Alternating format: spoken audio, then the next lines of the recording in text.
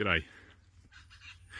It's my hope that you spend lots of time in relationship with and in conversation with people who think differently to you. And I try and do the same with people who think differently to me. Because when we do, it knocks the rough edges off of us.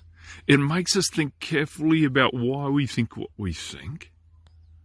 And it also gives us an opportunity to hear what other people think and to question some of the things that we've assumed. Because sometimes, unless you are much better than me, you find yourself in those conversations with people that think differently to you, and you suddenly discover that maybe you were wrong, or maybe you didn't consider something, or maybe you were being arrogant, or just closed-minded.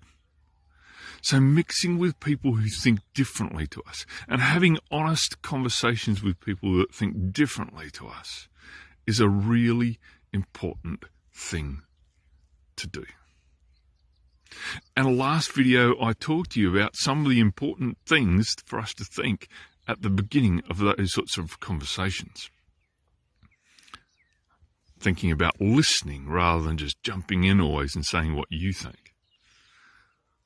Thinking about making sure that we are living lives of integrity, that we are walking the walk as well as talking the talk. And making sure that we're considering the relationships that we have and what that means in terms of the conversations that we're having. And if you have meaningful relationships with people that think differently to you, there will be times that you have conversations, please, that are really awkward.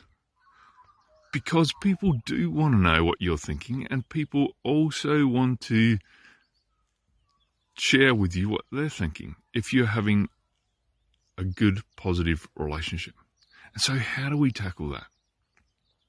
This could be really tricky in an environment where people have assumed your opinions. And you would know, if you are a Christian or if you are a non-Christian, you would know the same thing. And that is that people set a whole heap of expectations and assumptions about what it is that we think and believe. And sometimes they're right, and sometimes they're not. And so how do we tackle that?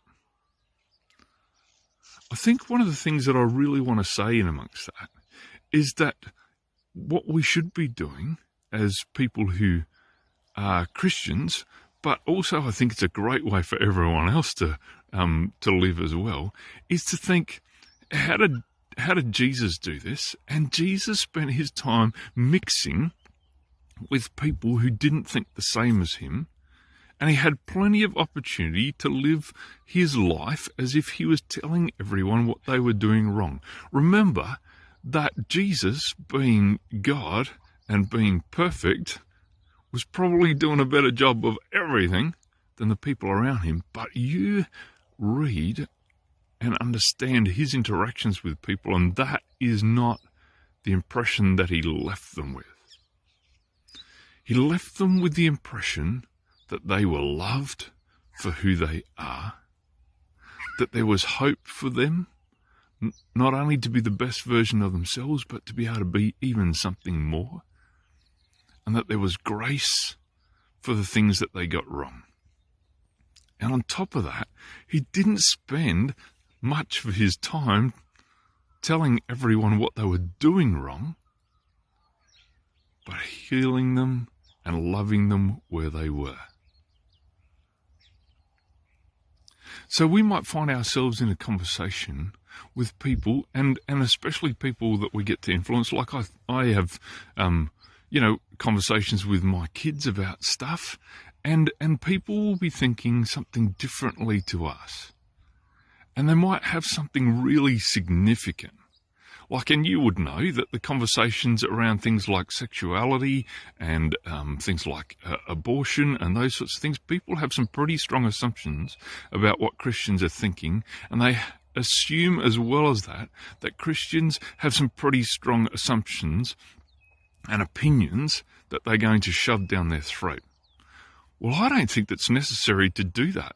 In fact, what I think is really necessary is that we are able to show people, regardless of whether they agree with us or not, a strong measure of love for who they are, and to show them that us loving them is much more important than us convincing them to think and feel and live the same way as us.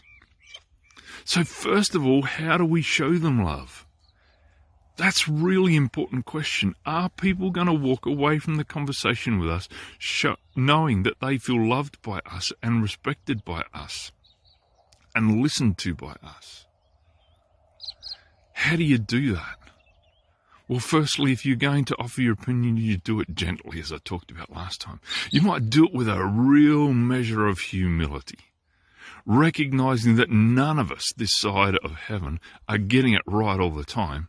And so when we come over like we know the gold standard, and anything that falls short of what we're doing or saying is not good enough, then we're just going to come over as arrogant. But humility says, this is what I think. This is what's right for me. And maybe this is why. What do you think?